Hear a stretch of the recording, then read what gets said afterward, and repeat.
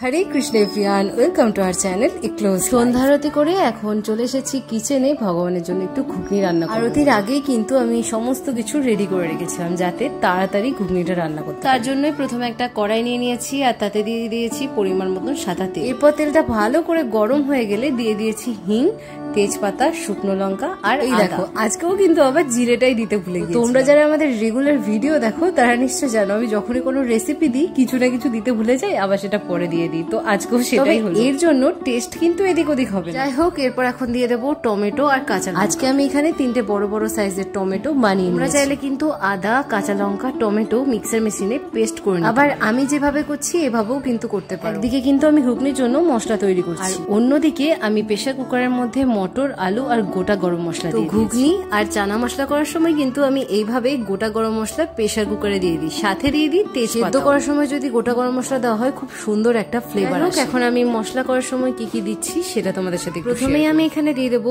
হলুদ, কাশ্মীরি লঙ্কার গুঁড়ো, এখানে আমি যে যে মশলাগুলো ব্যবহার করছি এগুলো কিন্তু আমার মটর আর আলুর পরিমাণ বুঝে দিচ্ছি। তো তোমরা যেই পরিমাণের করবে সেই পরিমাণ বুঝে তোমরা দেবে। কিছুক্ষণ নেড়েচেড়ে ভালো করে মিক্স করা হলে এখন দিয়ে ধনে পাউডার আর জিরা পাউডার। সব মশলাগুলো ভালো করে মিক্স করে নেড়েচেড়ে নিতে হবে যতক্ষণ না তেল ছাড়ছে মশলা থেকে। মশলাটা তৈরি করার সময় কিন্তু তোমরা সামান্য চিনি দিয়ে দিতে পারো, তাহলে কালার আর টেস্ট দুটোই সুন্দর হবে। যাই হোক, এখানে দেখো আগে থেকে আমি আলু আর মটর সেদ্ধ করে রেখেছিলাম, ওগুলো এখন এই মশলার মধ্যে দিয়ে দেবো। মশলা করার সময় কিন্তু আমি এখানে জল দিইনি, আগে মটর আর আলুগুলোকে ভালো করে মশলার সাথে মিক্স করে নেব। তো এখানে আমি আলু আর মটরগুলোকে সেদ্ধ করার জন্য প্রেসার কুকারে 5 থেকে 6টা সিটি পড়া পর্যন্ত অপেক্ষা করেছি। এরপর গ্যাসটা অফ করে প্রেসার কুকারটাকে আমি ওইভাবেই 10 মিনিটের জন্য রেখে দিয়েছিলাম। এখন আমি মশলার সাথে সেদ্ধ করা আলু আর মটরগুলোকে ভালো করে মিক্স করে নেব। আমি জানি এটা একদমই সিম্পল একটা রেসিপি, তো এটা সবাই জানে, তাও হয় না যে একই রেসিপি কিন্তু এক একজনে এক এক রকম ভাবে রান্না করে। তো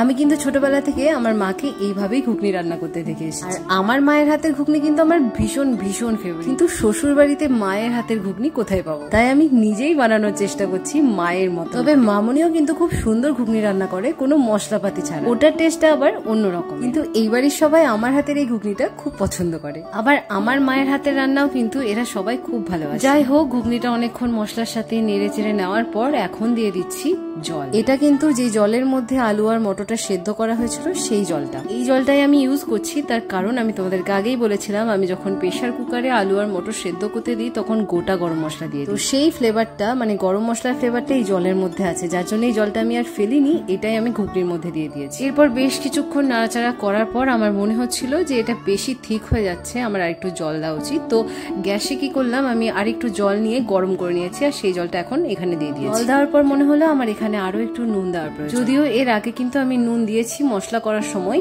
এখন আরেকটু দিচ্ছি। তাও বলবো তোমরা তোমাদের পরিমাণ মতন বুঝে লবণটা দিও। তো আমার কিন্তু নুনটা এখানে একদম পারফেক্ট হয়েছিল। ঘুগনি নামানোর আগে এখন আমি এখানে দিয়ে দেবো একটু ভাজা জিরার গুঁড়ো। ঘুগনিতে ভাজা জিরার গুঁড়ো দিলে কিন্তু ঘুগনির টেস্ট আরো বেশি বেড়ে যায়। যাই হোক, ঘুগনি আমার এখানে এখন রেডি হয়ে গেছে। এবার এটা নিয়ে চলে এসেছি ভগবানকে ভোগ লাগানোর জন্য। ভোগটা লাগানো হয়ে গেলে বাইরে সবাই অপেক্ষা করছে, সবার জন্য রেডি করবো প্রসাদ। যাই হোক, আজকের জন্য এতটুকুই। যদি কিছু ভালো লেগে থাকে আমাদের চ্যানেলটাকে সাবস্ক্রাইব করে দিও আর ফেসবুক পেজটাকে ফলো করে রাখো। হরে কৃষ্ণ।